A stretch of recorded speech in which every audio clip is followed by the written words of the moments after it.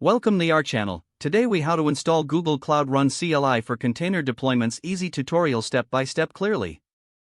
To install Google Cloud Run CLI for container deployments, start by visiting the official Google Cloud website. Make sure you have Docker installed on your machine, as it is required for building and running containers. Download and install Docker from the official Docker website if you haven't done so already.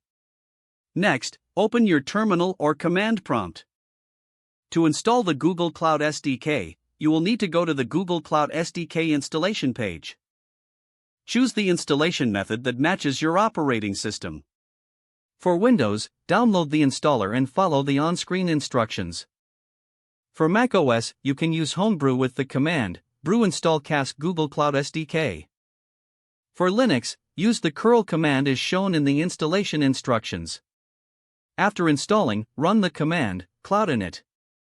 This will allow you to set up your Google Cloud account and configuration. Once initialization is complete, ensure that you have the latest version of the Google Cloud SDK installed by running Cloud Components Update. To install the Cloud Run component, execute the command Cloud Components Install Beta. Now, you're ready to verify the installation by running Cloud Run. If everything is set up correctly, you should see a list of Cloud Run commands. Congratulations, you have successfully installed the Google Cloud Run CLI for container deployments. You can now start deploying your containers on Google Cloud Run. If the page does not load, refresh the browser or try again in a private or incognito window. Make sure you are using the correct email address, then retype it carefully to avoid small typos. If your password is not accepted, use the reset option and create a new strong password you can remember.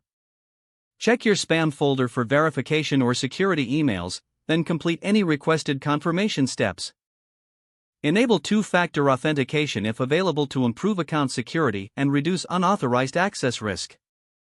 After signing in, review your profile details so your contact information and settings are accurate and current. If you see an error message, note it down and try again after restarting your device and internet connection. Log out when you finish, especially on shared devices, to keep your account and payment information secure. If the page does not load, refresh the browser or try again in a private or incognito window. Make sure you are using the correct email address, then retype it carefully to avoid small typos. If your password is not accepted, use the reset option and create a new strong password you can remember. Don't forget to like this video and subscribe to our channel for more step-by-step tech guides.